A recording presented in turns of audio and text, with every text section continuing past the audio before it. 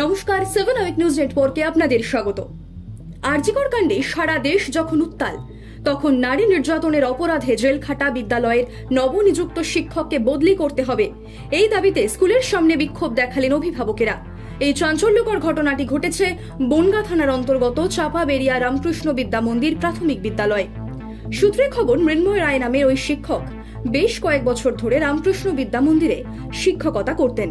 তবে 2022 সালে তার বিরুদ্ধে ভাড়াটিয়া মহিলাকে নির্যাতন করার অভিযোগ ওঠে, আর সেই অভিযোগের ভিত্তিতে গ্রেপ্তারও হন তিনি।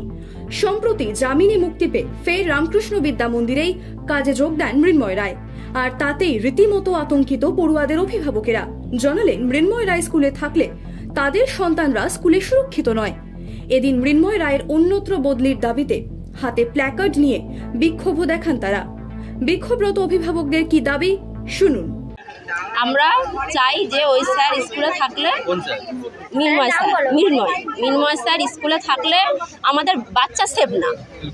কারণ শুনেছি উনি জেল খেটেছে, ওনার মানে কোনো অত্যাচারে কোনো কিছু একটা মহিলা নির্যাতিত হয়েছে, ওর জন্য উনি জেল খেটেছে। এবার সব কিছু শুনে এইভাবে এমনি পরিবেশে যা শুনছি, এমনি বাচ্চাদের বাইরে বের করতে ভয় লাগছে। আমরা নিজেরা বাইরে বেরোতে ভয় পাচ্ছি। হ্যাঁ, উনি বলছে যে আমরা তো কিছু করতে পারবো না, গার্জেনরাই সব করতে পারবে, তোমরা থাকো, আমরা আছি, তোমাদের সই টই দিয়ে তোমাদের করতে হবে, বলতে হবে। আমরা বিক্ষোভ করছি যে আমরা স্কুলের সামনে দাঁড়িয়ে থাকবো, উনি আসলে ঢুকতে দেবো না। এই প্রথম এতদিন তো আমার মেয়ে স্কুলে রয়েছে, কিছু বলেনি। বলছি কি আমার মেয়ে বাড়ি যে বলছে কি মা আজকে নতুন স্যার ক্লাস নিয়েছে, আমার কি জোর টয়লেট পেয়েছে, আমাকে যেতে দেয়। যদি ওই বাচ্চাটা যদি কোনো পেটে ব্যথা শুরু হতো তাহলে ওইভাবে কি করে? একটা সে পিপিতে পড়ে, পিপিতে একদম বাচ্চা,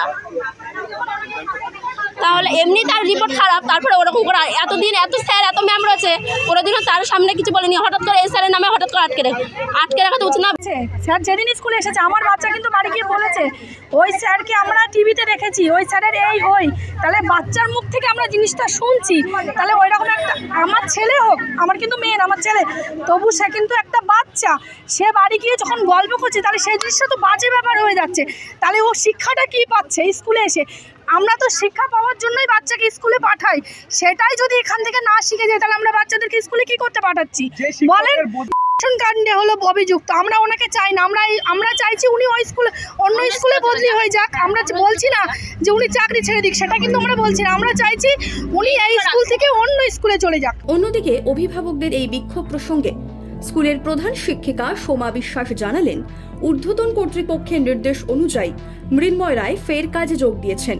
অভিভাবকদের তিনি তাই ঊর্ধ্বতন কর্তৃপক্ষের কাছে তাদের দাবি জানানোর নিদান দিলেন। আমরা তো সরকারি কর্মচারী, সরকারি নিয়ম অনুযায়ী আমাদের চলতে হয়। এসআই ম্যাডাম আমাকে ফোন করে অর্ডার দিয়েছেন মৃন্ময় স্যারকে জয়েন করাতে, আমি জয়েন করিয়েছি। এখন গার্জেনরা যদি মনে করে যে ওই স্যার থাকলে ওনারা বাচ্চা পাঠাবেন না বা বাচ্চা পড়াবেন না, তাহলে সেটা হায়ার অথরিটি আছে, সেখানে গিয়ে জানাতে হবে আমাদেরকে। আমরা তো আইনিভাবে তো আমাদের হাত পা বাঁধা, আমাদের তো কিছু করার নেই। ওনারা হায়ার অথরিটিকে জানাক। অভিভাবকদের সাথে আপনারা কথা বলেছেন? হ্যাঁ, আমাদেরকে বলেছে, অভিভাবকরা জানিয়েছে, কিন্তু আমরা বলেছি যে এখন আমরা তো কিছু করতে পারবো না, আমাদের তো কোনো হাত নেই। সব মিলিয়ে নারী নির্যাতনের অপরাধে জেল খাটা মৃন্ময় রায়ের বদলির দাবিতে অনড় অভিভাবকেরা। বনগাঁ থেকে শান্তনু বিশ্বাসের রিপোর্ট, 7 আওয়ার নিউজ নেটওয়ার্ক। আরও বিভিন্ন খবরের আপডেট জানতে হলে 7 আওয়ার নিউজ চ্যানেলটিকে সাবস্ক্রাইব করতে ভুলবেন না, কারণ আপনাদের একটা সাবস্ক্রিপশন আমাদের কাছে অত্যন্ত মূল্যবান। জয় হিন্দ।